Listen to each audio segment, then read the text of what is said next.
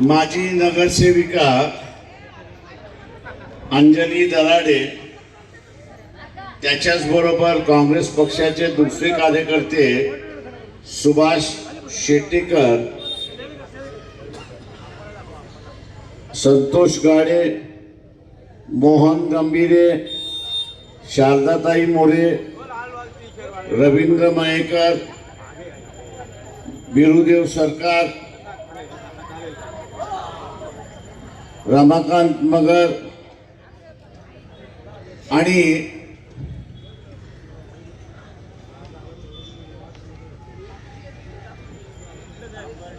जे उमेदवार आहेत त्या उमेदवारांची असताना नावं या ठिकाणी वाचतोय। वॉर्ड नंबर 121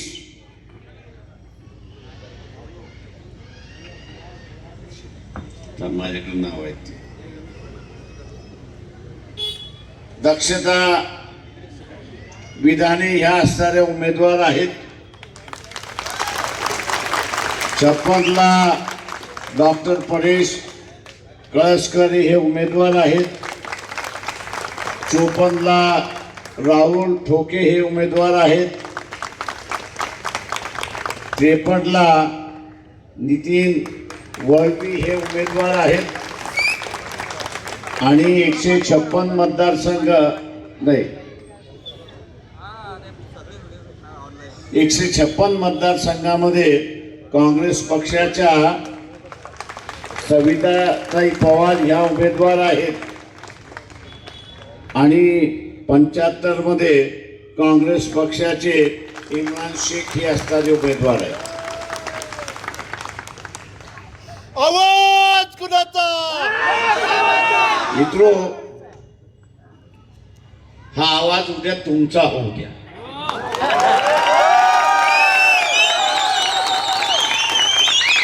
तुमचा आवाज हा मतातून झाला पाहिजे। तो मतातून झाला तर आपल्या ह्या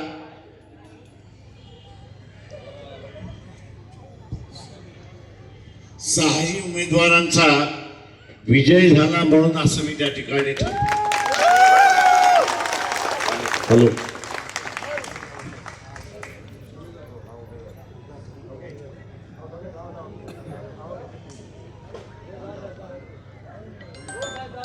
नरेंद्र मोदी हे या देशावरचं फार मोठं संकट आहे एवढं लक्षात घ्या।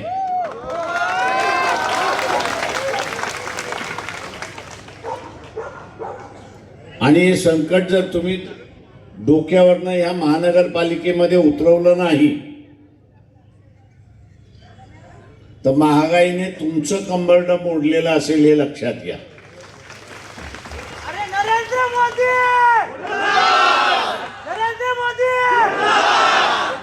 वंचित बहुजन आघाडीचं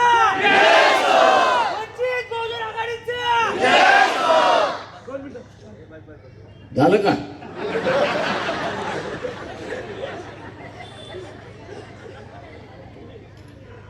मित्रो, ही महानगरपालिकेची निवडणूक आहे याची मला जाणीव आहे। तेव्हा पाण्याचा प्रश्न महत्वाचा आहे, रस्त्याचा प्रश्न महत्वाचा आहे, खड्ड्याचा प्रश्न महत्वाचा आहे, गटाराचा प्रश्न महत्वाचा आहे, स्वच्छ पाणी मिळालं पाहिजे ही परिस्थिती आहे। याच्यासाठी आपण लढत राहू, झगडत राहू।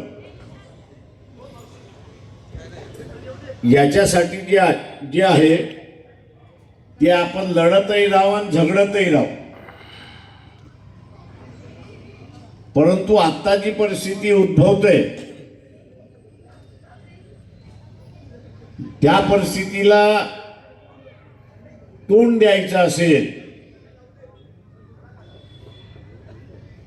तर आपल्याला हे भांडण मिटवलं पाहिजे हे लक्षात घ्या।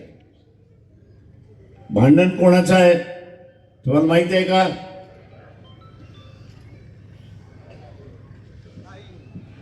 नाही माहिती। बघा, आपल्याला देवांचं भांडण माहिती, धर्माचं भांडण माहिती, पण ते भांडण खरं चाललंय त्याची आपल्याला जाणीव सुद्धा नाही. हे भांडण आहे ट्रम्पचं आणि नरेंद्र मोदीचं. एक म्हणतो मी विश्वगुरु आहेच आणि दुसरा म्हणतोय मी होणारा विश्वगुरु आहे.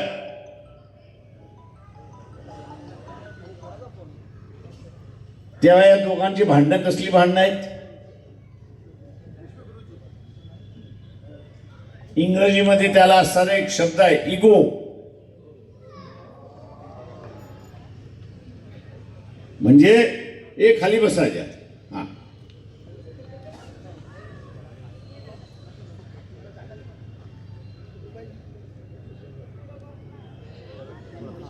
गुर्मी ज्याला आपण म्हणतो नाही का गुर्मी,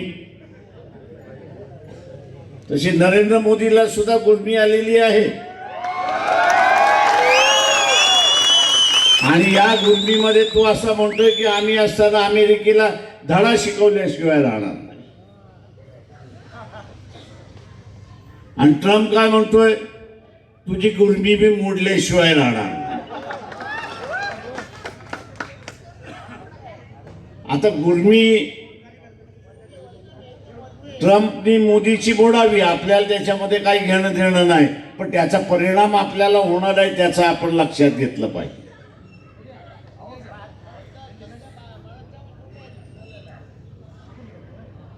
इथे वर्तमानपत्र देवाशिवाय चर्चा करत नाही, टीव्ही वाले मुसलमानाशिवाय चर्चा करत नाही. उद्याचं असणारं संकट याच्याबद्दल बोलतच नाही.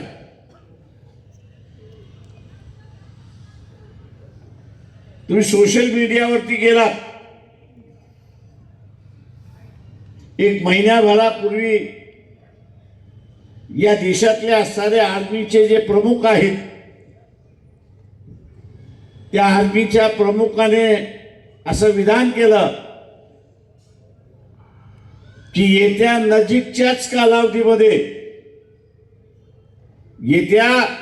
नजीकच्याच कालावधीमध्ये आपल्याला असणारं युद्धाला सामोरे जावं लागेल. किती जणांनी वाचलं, किती जणांनी ऐकलं मला सांगा? कुणी ऐकलं वाचलं का? का आपला असणारा मोबाईल जो आहे तो कशासाठी आहे?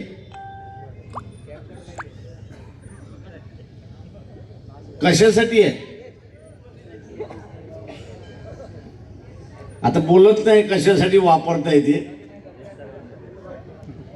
माहिती घेण्यासाठी नाही तर मनोरंजनासाठी आहे. माहिती घेण्यासाठी नाही तर मनोरंजनासाठी आहे. इंडियन आर्मी चीफ यांचं विधान एवढं फक्त गुगलवरती टाईप केलं तर तुम्हाला असणारी सगळी त्यांची विधानं येतील आणि त्याच्यामध्ये या युद्धाचं विधान सुद्धा तिथे असतं.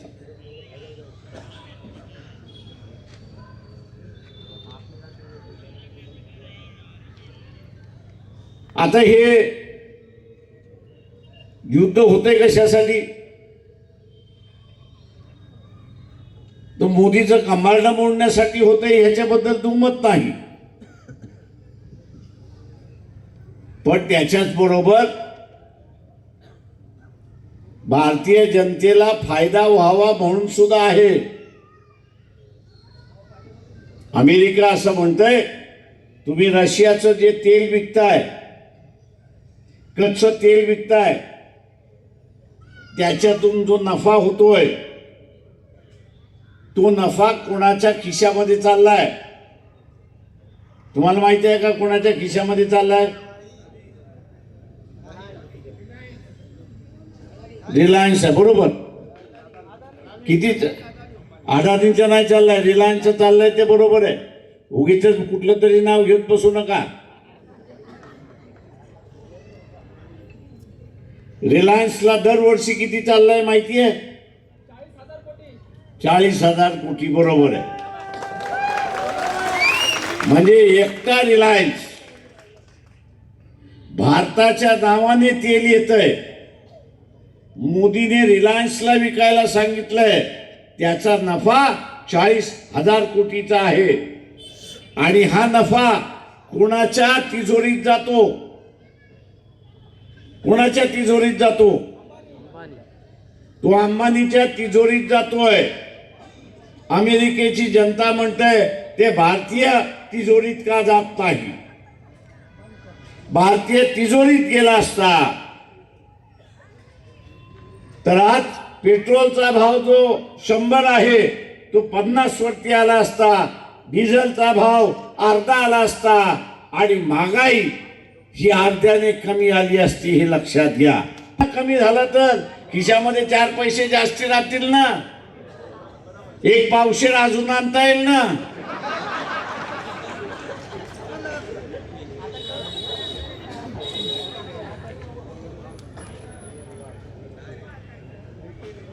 मित्रो,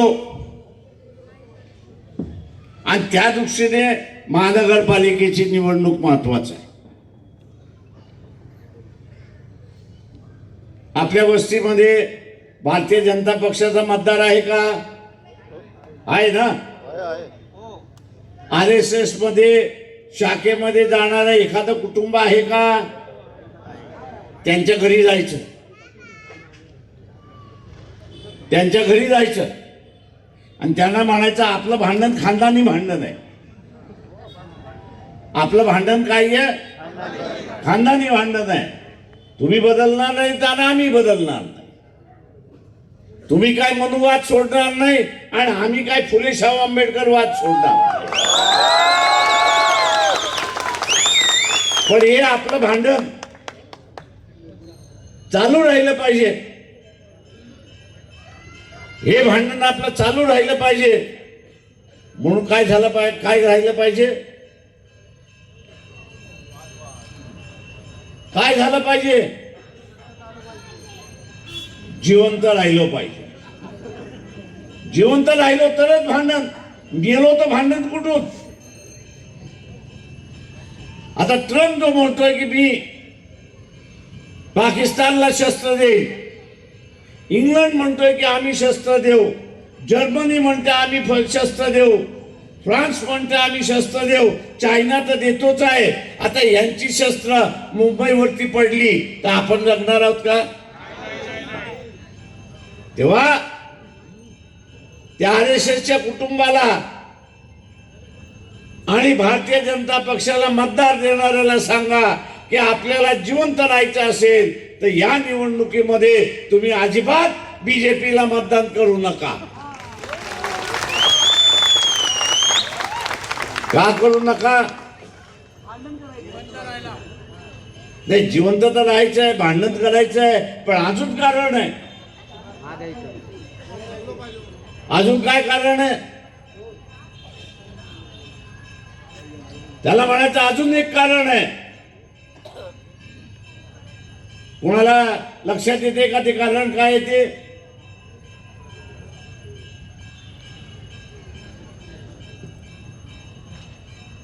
लक्षात येते का? अरे डोकं चालवा, थोडस जरा भेजा चालवा. नुसता भेजा खाताय.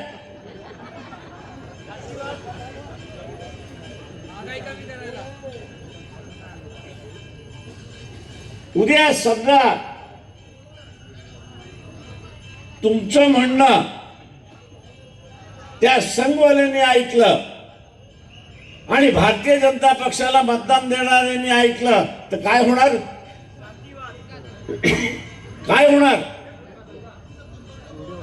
काय होणार? मोदीचा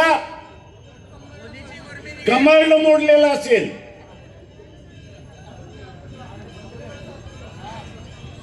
आणि ट्रम्प काय करायला निघालाय तर मोदीचं कमळ मोडायला निघालेलं आहे.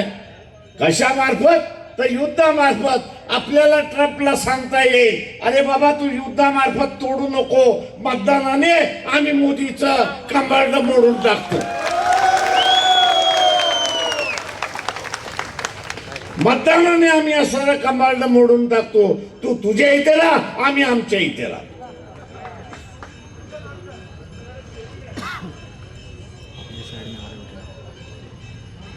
हे वर्तमानपत्र आले, तुम्हाला हे कधी सांगणार नाही की 2 महिन्यामध्ये, 2.5 महिन्यामध्ये, 3 महिन्यामध्ये युद्ध आहे म्हणून. आणि म्हणून माझं आव्हान आहे की महानगरपालिकेची निवडणूक आहे, पण मुंबईची निवडणूक आहे, महत्वाची निवडणूक आहे. हा मुंबईचा संदेश हा देशभर जातो, जगभर जातो, हे लक्षात घ्या. आणि म्हणून नरेंद्र मोदी हे जे युद्ध लादतात आहेत आपल्यावरती, ते थांबवण्यासाठी आपण भारतीय जनता पक्षाच्या विरोधात मतदान देऊन मोदीचं काम मार्ग म्हणून शांतता या देशामध्ये प्रस्थापित आपल्या सगळ्यांना करायची आहे. आणि म्हणून गॅस सिलेंडर आणि पंजा याला मतदान करून आपण या 6 उमेदवारांना प्रचंड मताने विजयी करा ही अपेक्षा बाळगतो आणि आपली रजा घेतो.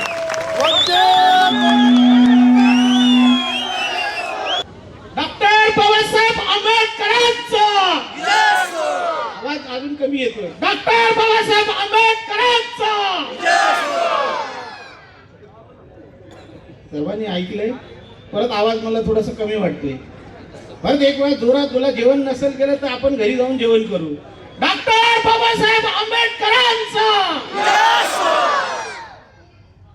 आज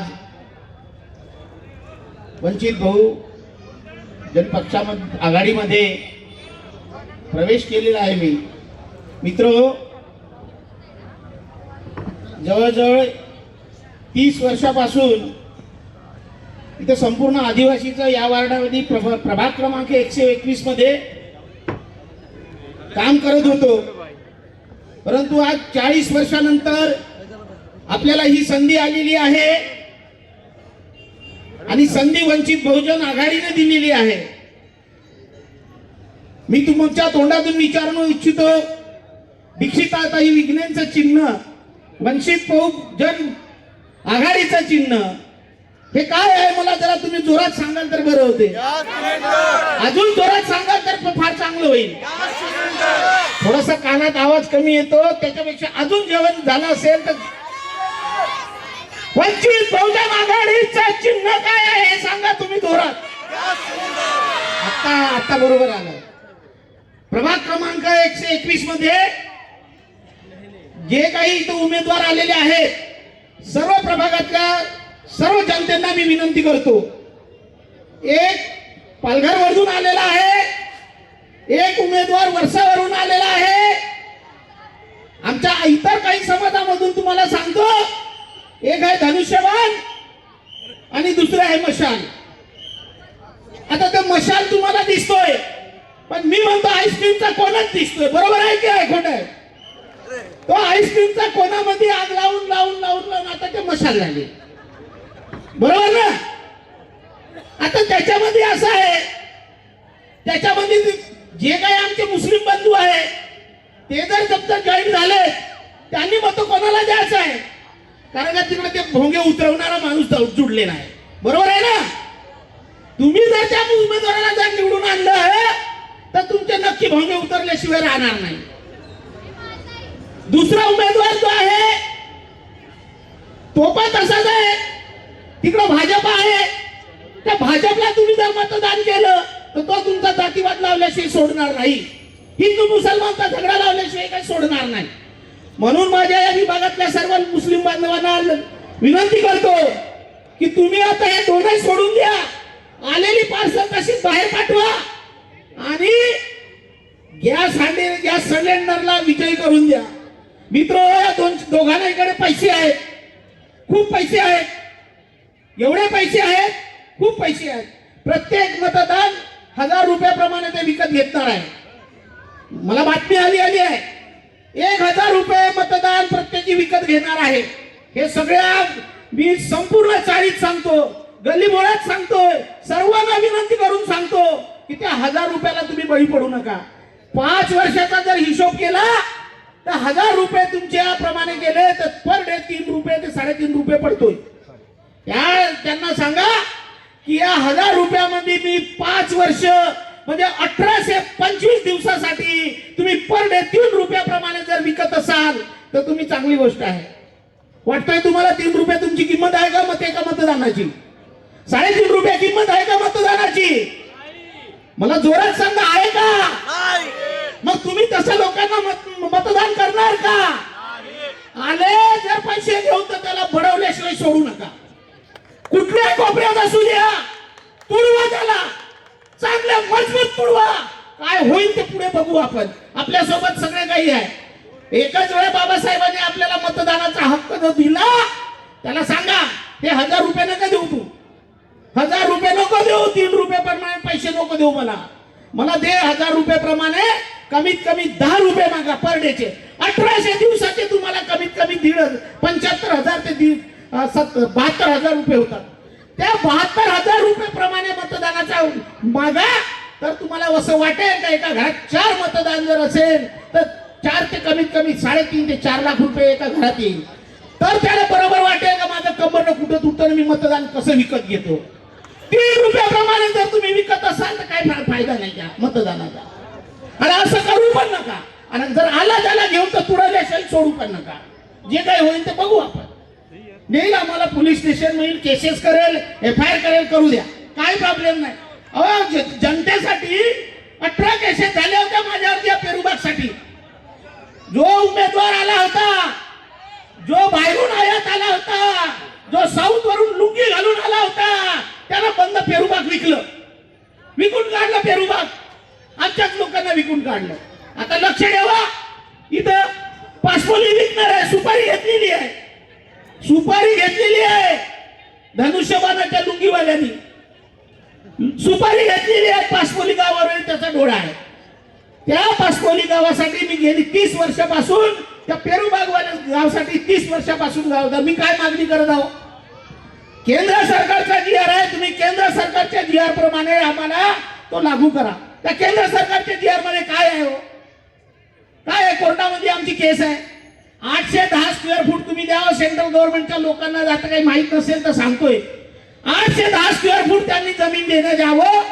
जर तुम्हाला जमीन देता येत नसेल तर त्यांना 810 स्क्वेअर फुटाचं घर बांधून देण्यात यावं. आणि याच विलेज परिसरामध्ये त्यांनी घर बांधून देण्यात. काय चुकीची मागणी आहे? या आए हुए बहनों और भाइयों, मैं आप सबका स्वागत करता हूं. और मंच पे बैठे हुए जो भी आमंत्रित हैं सबका मैं बहुत सत्कार करते हुए आप सबसे यही कहना चाहूँगा कि अभी तक जो भी वोट आपने दिया है, किसको दिया वो मालूम नहीं. अभी जो हमारी कांग्रेस और वंचित अघाड़ी है, बहुजन वंचित अघाड़ी की वोट, मेहरबानी करके आप गैस सिलेंडर पे ही अपना मत दीजिए. और जो यहाँ के कैंडिडेट है 121 के, उनको आप जिताइए, क्योंकि आपका मत बहुत कीमती मत है. इसको आप बिगाड़िए मत. 5 साल तक आपने सिर्फ जो यहाँ के नागरिक हैं मैडम, उनको आप जिताइए जो आपका काम कर सके और हर वक्त आपका काम आवे. अम्बेडकर साहब की जो संविधान है उनकी रक्षा के लिए आपने सबको, आपसे मैं रिक्वेस्ट करूंगा, दरख्वास्त करूंगा कि उन्हीं को ही वोट दीजिए. और 4 नंबर का बटन दबा के आप सब उनके ऊपर एक जो भी है, आपसे मेहरबानी करके दरख्वास्त करके आपको बोलता हूं कि आप वोट दीजिए, घर से बाहर निकलिए और 4 नंबर का बटन दबाइए. यही कहते हुए मैं आपसे विदा लेता हूं. जय हिंद, जय महाराष्ट्र, जय भीम. जय महाराष्ट्र, जय जवान, जय भीम. मी वार्ड क्रमांक 53 मध्ये आहे.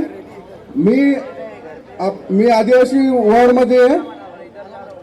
आपल्याला लय मोठी संधी भेटली बाळासाहेब आंबेडकरांकडून.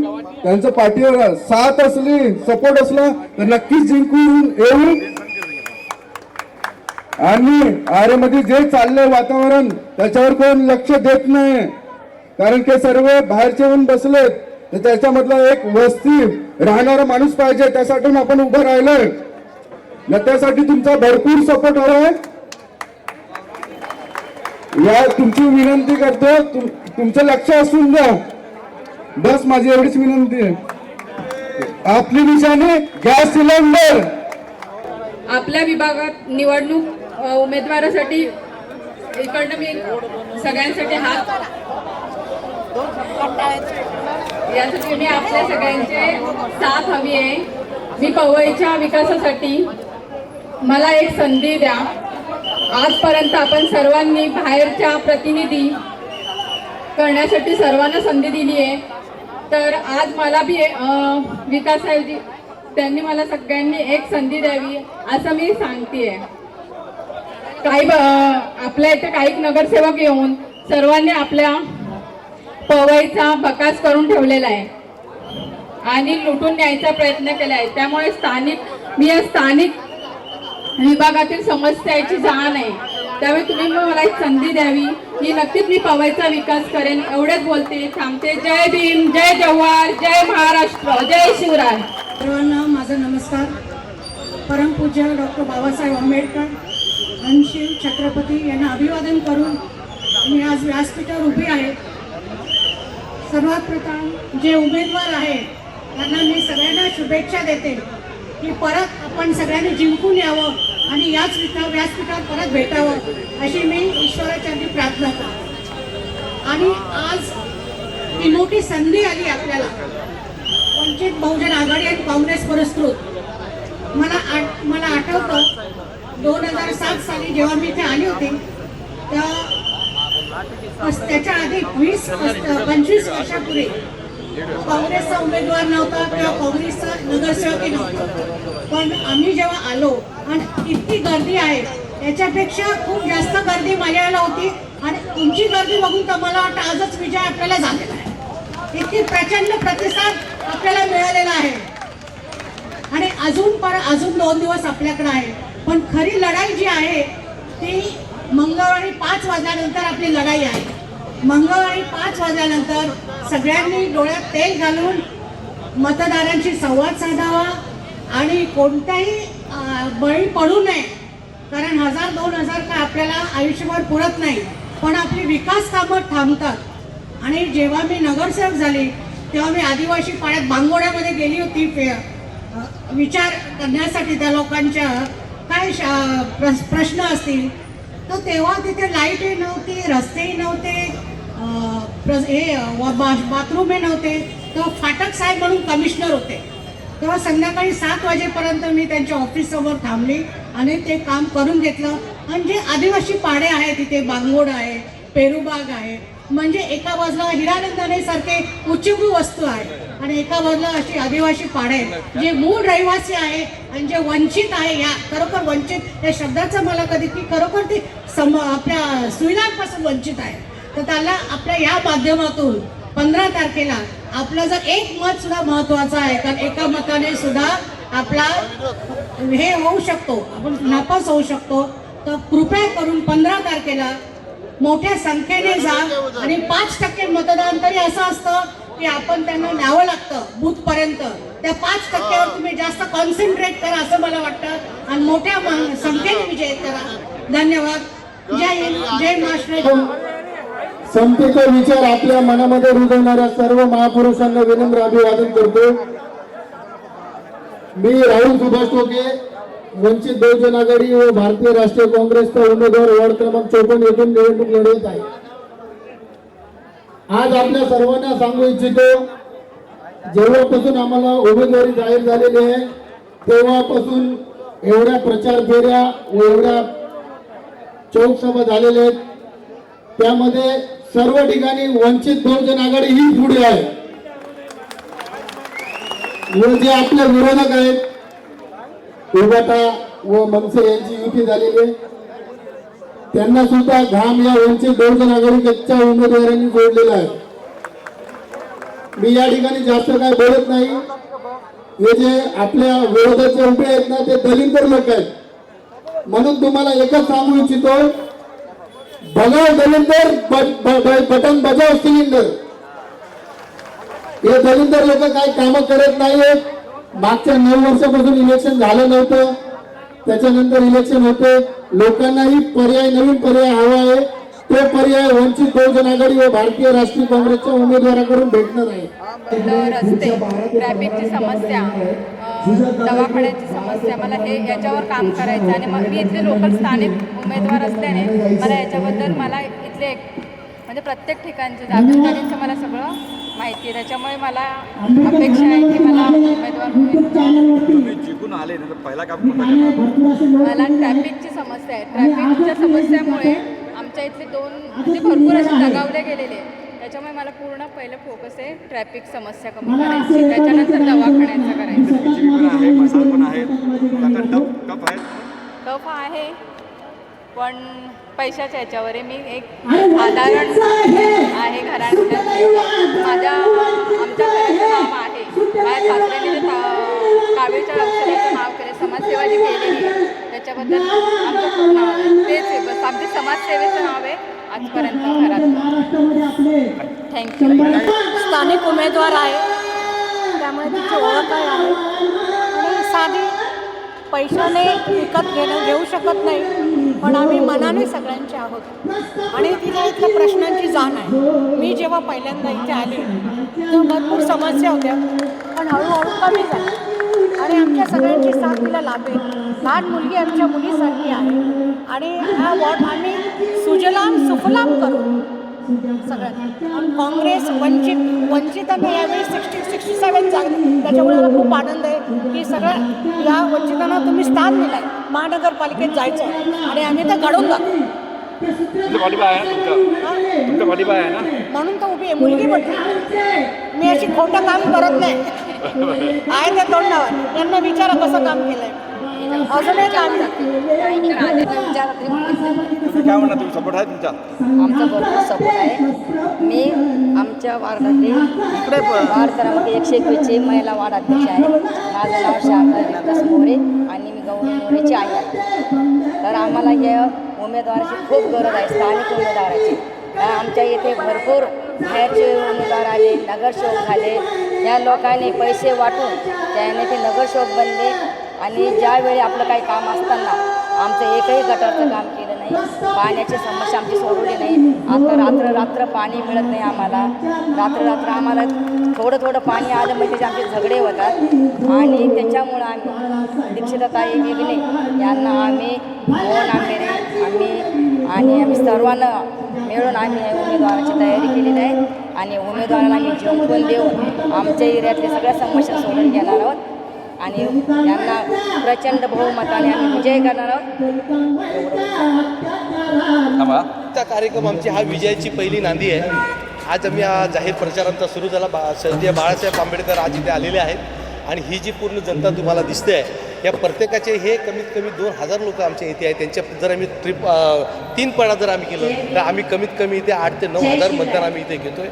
14,000 मतदान 15,000 मतदान इथे पडणार आहे आणि कमीत कमी आम्ही इथे त्या 14,000मधले 60% मतदान तरी आम्ही इथे घेऊन विजय आमचा निश्चित आम्ही करणार आहोत आणि या महानगरपालिकेमध्ये वंचित बहुजन आघाडी आणि काँग्रेसचा झेंडा आम्ही यावेळेस मी फडकवणार. याला घोषणा जय भीम. आजच्या सभापासून मला असं कळतं की आजच आम्ही विजयी, कारण की आज जेवढी संख्या आंबेडकरवादी जमलेले होते 1000 ते 2000 लोक इथं जमलेले होते. तर आम्हाला या वार्डामधून 1 to 1 वार्डामधून आम्हाला निश्चित झाला की आज आम्ही विजय आहे आणि येणाऱ्या काळात आमचे जे मॅडम आहेत विन झाल्यानंतर हे काम करेन आम्हाला पूर्ण इच्छा आहे. प्रभाग क्रमांक 121 मी राष्ट्रवादी काँग्रेस पार्टीचा स्थानिक अध्यक्ष होतो. तसंच गेली 30 वर्षापासून मी आदिवासी समाजाची सेवा करतो. मी स्वतःही आदिवासी आहे, त्यात काही शंका नाही. आमच्या आदिवासी समाजाला प्रकाश बाळासाहेब आंबेडकर यांनी तिकीट देऊन फार मोठा आमच्यावरती उपकार केला. 40 वर्षापर्यंत ज्या पक्षामध्ये आम्ही काम केलं, ज्या लोकांसाठी काम केलं, त्या लोकांनी आजपर्यंत या वार्डाला आदिवासींना आमच्या वार्डामध्ये जो मुळात मुंबईचा गाभा आहे त्या वार्डामध्ये आजपर्यंत कुठल्याही पक्षानं आदिवासींना तिकीट दिलेली नाही. तो बाळासाहेबांना तो संपूर्ण हे बघून अभ्यास करून फक्त आदिवासी म्हणजे आदिवासीलाच या वार्डात तिकीट दिली आणि देऊन आज आमच्यावरती आदिवासी समाजावर फार मोठे उपकार केले. चांगल्या करू शकतो, हो की नाही? दुसरा प्रश्न हो असा की आहे नाही? की मग त्यासाठी आपली महानगरपालिकेच्या जबाबदारी इलेक्शनमध्ये जास्त आहे. आता हे जे 2-3 ज्या दिवस, स्थानिक उमेदवार पाहिजे खूप होते, मेहनत घेतलेली आहे. आजपर्यंतचा पण हे गेली 2-3 दिवस 20 आहे. वर्षाचा या 30 वर्षाचा दिवसांमध्ये इतिहास आहे. घरोघरी जाऊन या वार्डामध्ये आपली सगळे जी उमेदवार जे आहे निशाणी आयातच काय केलेले आहे आहेत. आपली? जो काँग्रेसवाला गॅस बाहेरून सिलेंडर. आले, ही जी गॅस सिलेंडरची भाजप निशाणी आहे, बाहेरून येतो, ती आमचे जेवढे शिवसेना पण बाहेरून उमेदवार येतो, आहेत, उद्धव गट बाहेरून त्यांच्यासाठी येतो. प्रत्येक जेवढे घरात आजपर्यंत उमेदवार आले ते सगळेच बाहेरून जाते. स्थानिक लोकांच्या डोक्यावर टपली मारले आणि निघून गेले. इथं त्यांनी कमावलं, लोकांच्या समस्या मिटवल्या नाही. लोक आहे तसेच आहेत, ज्यांचे घरादारा तसे आहेत त्याच पद्धतीने इथला 101 वार्ड जो आहे, ज्याला 1 to 1 आता आम्ही लढण्यासाठी तयार झालेलो आहे. काय आहे नाव? 1 to 1 म्हणून लढतोय. ती संधी आता आली आहे आणि म्हणून या वार्डाचा विकास होईल. या वार्डात ज्या काही समस्या आहेत, सर्वात मोठा मुद्दा एकच आहे, इथं ट्रॅफिक. आमच्या वार्डामधून एखादी ॲम्ब्युलन्स, एखादी अटॅकवाला जर पेशंट जर आला तो बाहेर जाऊ शकत नाही. आमचा नगरसेवक आला सर्वात प्रथम तर पहिले आम्ही ट्रॅफिकसाठी एकदम सुरळीत आम्ही ट्रॅफिक काढू, त्याच्यासाठी पहिली योजना आम्ही करू. दुसरी गोष्ट, या विभागामध्ये, या परिसरामध्ये स्मशानभूमी नाही आहे. सर्वांनाच स्मशानभूमी मिळतो, मेलेल्या माणसांना सर्वांना स्मशानभूमी मिळतो, राहणाऱ्या घरावाल्यांना स्मशानभूमी मिळतो, परंतु आमच्या या मागासवर्गीय वर्गांना स्मशानभूमी नाही आहे. आम्हाला इथून शाकबागला पदयात्रा घेऊन जावं लागतं. इथून जेव्हा 5 ते 7 किलोमीटर आम्हाला पदयात्रा करून त्या मैताला घेऊन जावं लागतो, गाडी घोड्याशिवाय ते ना. तर ती स्मशानभूमीची आम्ही सुविधा करतो. दुसरी गोष्ट, आम्ही शिक्षणापासून वंचित आहे. आमचा आदिवासी समाज मुंबईच्या आदिवासी पाड्यात 72 पाड्यामध्ये मी फिरलो आहे. 72 पाड्याचा माझ्याकडे अभ्यास आहे. परंतु आजही मुंबईमध्ये 72 पाडे असतानासुद्धा जो डिजिटल झाला, कम्प्युटराईज झाला, परंतु आदिवासी पाड्यामध्ये लाईट नाही आहे. दुसरी गोष्ट, आमच्या गावात बांगोडा आहे, तो सुद्धा मुद्दा, तिथं लाईट पाणी वंचित तो नाही आहे, तो पण सुद्धा हे करू. तिसरी गोष्ट, इथं शिक्षणाचा जो हायस्कूल पाहिजे, जो 10वी ते 12वीपर्यंत शिक्षणासाठी समस्या जी होतात, इथून 8-8, 10-10 किलोमीटर शाळेत जावं लागतं. महानगरपालिकेच्या शाळा नाही आहे, ज्या आहे त्या प्रायव्हेट आहे, आणि इथं 10वीच्या नंतरच्या शाळाच नाही आहे, कॉलेजेस नाही आहे. तर सर्वप्रथम इथल्या विभागाच्या लोकांना आपण शाळा उपलब्ध करून देऊ अशी आमची इच्छा आहे. ह्या आमच्या अशा काही मूलभूत नागरिक सुविधा आहेत. याच्यानंतर आम्हाला ज्या वेळेला संघर्ष करायचा टाईम पडला तर आमच्या आंबेडकरी चळवळच पुढे आले, आंबेडकरी चळवळीचे कार्यकर्तेच पुढे आले. आदिवासींवरती जो अन्याय होत होता त्यावेळेला हीच लोकं धावून आले. आता तर मी सोबत आलेलो आहे त्यांच्या, ते माझ्यासोबत आहे, मी त्यांच्यासोबत आहे. आता आम्ही या लोकांना धडा शिकवल्याशिवाय राहणार नाही. आमची इथली केंद्रशासित जमीन आहे, ज्या पेरूबाग, पासपोलिंग या परिसरामध्ये 2 टेक्निकली कॉलेज आहे, इंडियन इन्स्टिट्यूट ऑफ टेक्नॉलॉजी आणि आता जे पूर्वी निटी होतं आता MMI झालं, IIM झालं. यांच्या ह्या केंद्र शासनाच्या ज्या जागा आहेत आणि हे काय करतात, इथली जवळपास 3-3, 4-4 पिढ्यातली इथं लोकं राहणारी आहेत, आदिवासी लोक आहेत, इथं जाती समाजाचे आहेत, बौद्धिस्ट लोक आहेत. यांना हे काय म्हणतात की इथून निघा, ही जागा खाली करा, वॅकंट करा, आम्ही इथं कॉलेज सेंटर बांधतो आणि बाहेर तुम्ही कुर्ला, मानपूर, मीरा रोड अशा ठिकाणी तुम्ही शिफ्टिंग घ्या. परंतु केंद्र सरकारचा GR आहे 2003चा, त्याच केंद्र सरकारच्या सर्क्युलर त्या GRमध्ये असं म्हटलेलं आहे की तुम्ही 810 स्क्वेअर फुटाची त्यांना बिल्टअप द्या, बांधकाम करून द्या. बांधकाम करून जर तुमची परिस्थिती नसेल, तुमची कॅपॅसिटी नसेल तर तुम्ही प्लॉट सिस्टम द्या 810 स्क्वेअर फुटाचं आणि ह्याच विलेजमध्ये तुम्ही त्यांना पुनर्वसन करा, विलेज बाउंड्रीमध्येच पुनर्वसन करा. तर आम्ही आता एकत्र आलो, या संघर्षा उभा करणार. प्रकाश बाळासाहेब आंबेडकर आहेत, हा आवाज नक्कीच दिल्लीपर्यंत पोहोचवणार. ही केससुद्धा ॲडमिट आहे कोर्टामध्ये, तरी पण ह्या लोकांचं डेमोलेशन केलेलं आहे. याच्यावरती कोणीच आमदार, खासदार, नगरसेवक कोणीच देत नाही. परंतु आमचा हक्काचा नगरसेवक जर झाला, वंचित बहुजन आघाडीचा जर नगरसेवक जर झाला, निवडून जर आला तर नक्कीच ह्या वस्तीला आम्ही न्याय देऊ. दुसरी गोष्ट, महानगरपालिकेनं आता कस्टल झोन पाडली, लोकांना भ्रमित करत आहे. ती कस्टल झोन अशी आहे की 50 एकरच्या वरती जे जागा असेल त्यालाच ते कस्टल झोन लागू होते, अन्यथा लागू होत नाही. आमच्या जयभीमनगर, शिवाजीनगर, गौतमनगर यांना पण कस्टल झोनमध्ये ढकलल्या गेल्या. परंतु कस्टल झोन कोणासाठी लागू होतो हे माहीत आहे? काही नाही. कस्टल झोनचा फुकट वॉट आहे, काही नाही आहे, हे डेव्हलप करणार नाही, फक्त लोकांना भ्रमित करणार आहे, लोकांना एकाचे 2 घरं दाखवणार आहे, पूर्ण फंडिंग बाहेरून बोलावणार आहे. आणि हे संपूर्ण हे भाजप सरकार, फडणवीस सरकार हे घशात होणार नाही, काही विकास होणार नाही, काही कस्टल झोन होणार नाही आणि ह्या लोकांचे झोपडे तसेच ठेवणार आहे. लोकांना भ्रमित करून त्यांना कुठंतरी डेमोलेशनची दाखवून कुठंतरी त्यांना आज दाखवणार का मी तुम्हाला 2 घरं देतो, तुम्हाला माळा देतो, असं काही होणार नाही आहे. बाहेरची फंडिंग कशी आणणार ही यांची योजना आहे. ही योजना सुद्धा आता आम्ही आंदोलन छेडून त्या योजनेला सुद्धा आम्ही जमून भांडून त्यांना हे रोख देऊ, एवढंच आपण बोलायचं.